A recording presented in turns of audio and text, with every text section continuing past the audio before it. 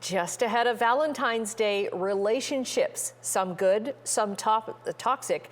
They are the subject of this month's Well-Read segment. Best-selling author Chantel Guertin joins us now with some of her favorite picks. Love this segment because we get to talk books and I get to talk to you. I love it too.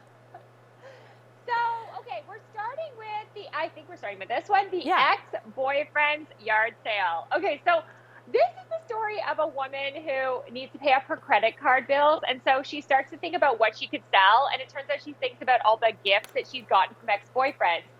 And what I really love about the story of this is that this was a show at Soul Pepper, and my editor of my books went to see the show, loved it, and commissioned the book. So the book just came out 2 days ago. It has another run at Soul Pepper. It was supposed to be March and April, but they pushed it because of COVID to later in the year. So actually, if you're in the Toronto area and you want to see the play of it, it's sold out, but maybe tickets will open up since they've pushed it. I really want to go see it. It's a really funny book. So it's like, what is the cost of love? That's very cool because most often we see books turned into plays, not plays turned into books. Great idea. Yeah. I like the premise of that one. It reminds me of remember the Shopaholic books? Yes. That is really good. Yeah. And this is a true story. So this is kind of funny. Very good. Very good. Okay. The School for Good Mothers. I actually have this one on hold at the Hamilton Public Library. This one looks good. Yeah. Yes, it really does. And so this is an interesting sort of take on motherhood and what goes into motherhood. So this woman makes a mistake, and because the government is really watching mothers out there, they put her into a home for reform, and whether she'll get her child back is at stake. So I think it's a really interesting look. There's that commentary on mothers who are trying to do it all, and when you're pushing that stroller and you're maybe distracted by your phone because you're also so overtired and you're trying to connect to other mothers and things like that. So I think that it's a really beautifully written book, but it's also this interesting commentary on the demands that we put on mothers these days. I've read reviews that it's very almost Handmaid's Tale dystopian as well. Yes, that's a very good comparison. Mm-hmm. Okay, To Paradise is our next one. What's that about?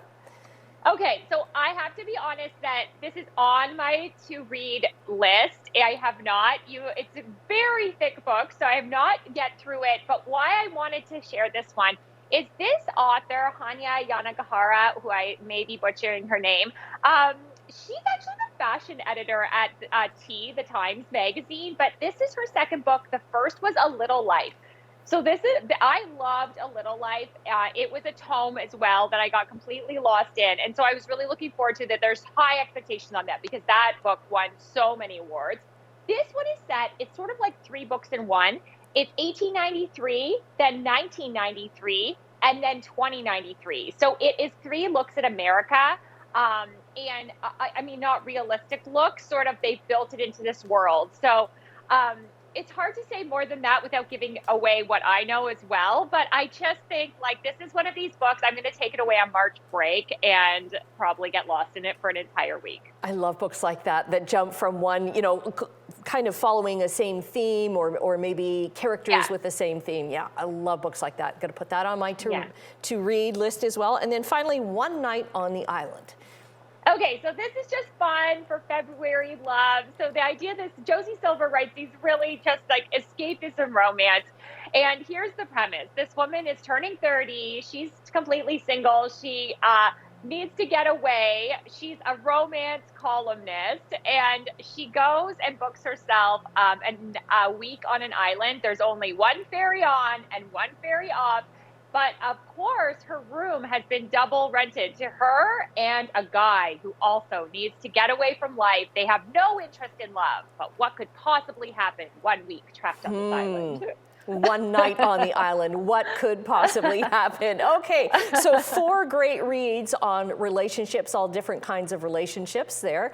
Thank you, Chantel, for that. And what's your favorite book that you're reading right now? Not off the list. I'm going to throw that one to you. Oh, that's such a great question. You know what I just read?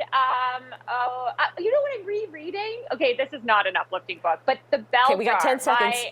Okay, The Bell Jar by Sylvia Plath. I'm rereading that, and it's a great read. If you've never read it, we're it's out a of time, classic. so chch.com. We'll get your answer from.